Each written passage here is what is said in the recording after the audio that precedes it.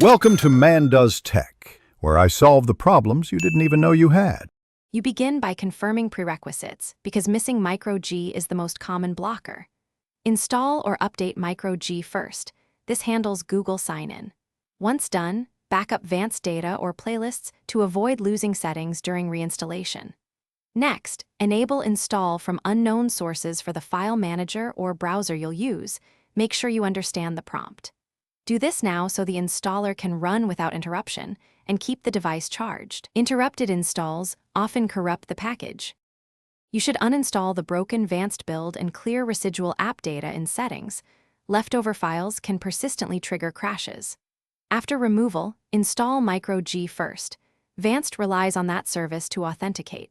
Then install the updated Vanced APK. Follow the installer prompts and grant required permissions. Once installed, open Vanced, use micro G to sign in, and immediately check ad block and theme settings. Misconfigured options can cause playback or UI errors. If playback fails, finish by testing core functions, playback, background play, and notifications. This confirms the reinstall resolved runtime issues.